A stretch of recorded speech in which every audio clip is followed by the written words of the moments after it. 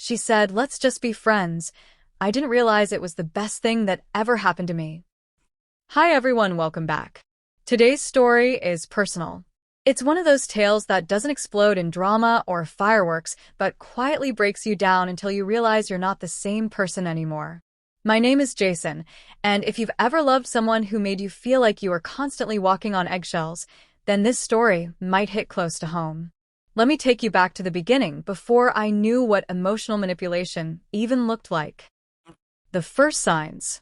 I met Lila through a friend of a friend at a weekend barbecue. She was charming, sharp, and had this mysterious calm about her that drew people in. We started dating, and for the first couple of months, things were smooth. A few minor disagreements here and there, nothing out of the ordinary, or so I thought. The first real red flag showed up around month 8. I had made plans to catch a movie with my buddies on a Friday night, nothing fancy, just something I'd done 100 times before. I casually mentioned it to Lila over text that afternoon. No response. A few hours passed. Still nothing. I called, straight to voicemail. That night, I saw on her Instagram story that she was out at a bar, laughing with friends. She looked happy, perfectly fine. Just not speaking to me. I figured maybe she was upset and needed space. So I gave her some time, then messaged an apology, just in case I'd missed something. Still no reply.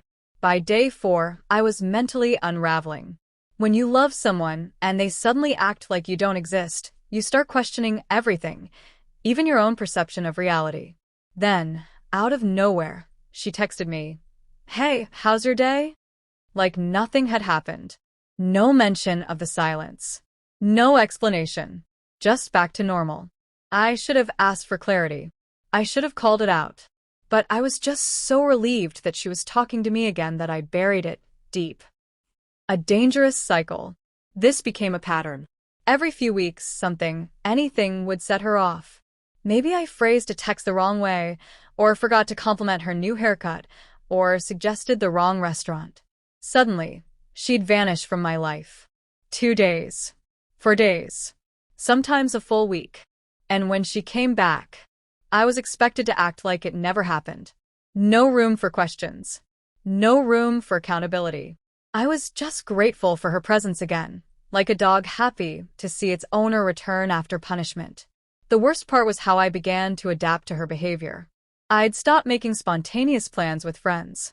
I'd avoid voicing my own opinions just to avoid arguments. I became quiet, cautious, submissive.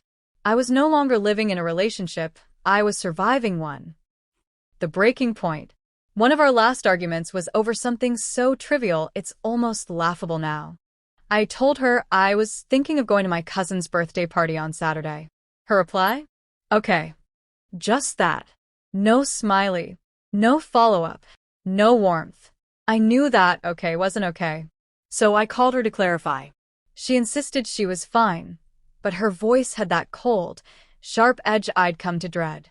By Friday, she stopped responding again. By Saturday, I went to the party but barely enjoyed it. I kept checking my phone, making excuses to my family about why Lila wasn't there. I was distracted the whole night. Sunday. Monday. Tuesday. Still nothing.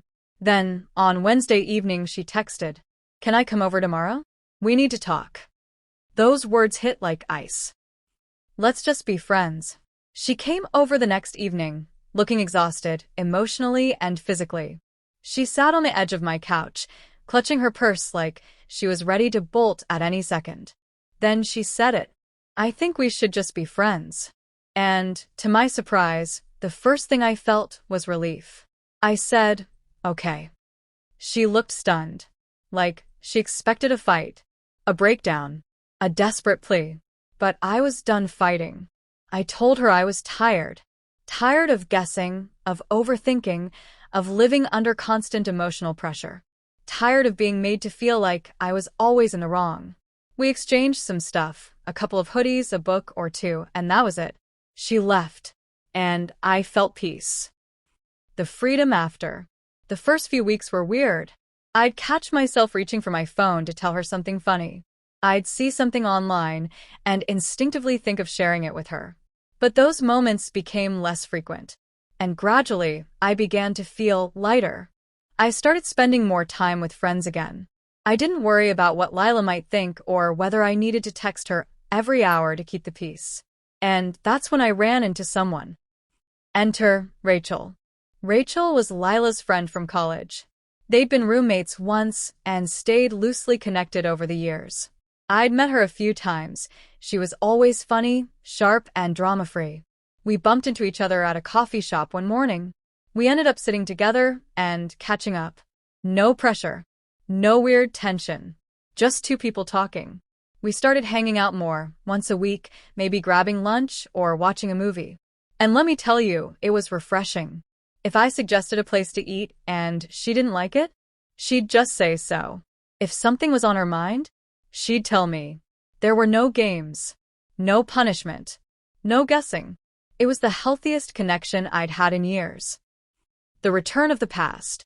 3 months into this new friendship, Rachel and I were at a farmer's market when we ran into Jen, one of Lila's old coworkers. I waved. She waved back. That was it. The next evening, I got a call from Lila. She asked, "So, I heard you were at the market with Rachel?" I confirmed. Told her we'd been hanging out. Silence. She then asked if we were dating. I paused. I could have explained. Could have softened it. But truthfully, it wasn't her business anymore. I told her calmly, "We've been spending time together. That's all I'm going to say." Then came the guilt trip. "But we said we'd stay friends." I replied, "We are friends. That doesn't mean I owe you my personal life." She asked if I was just using Rachel to get back at her. And that's when I knew Lila hadn't changed at all. The smear campaign.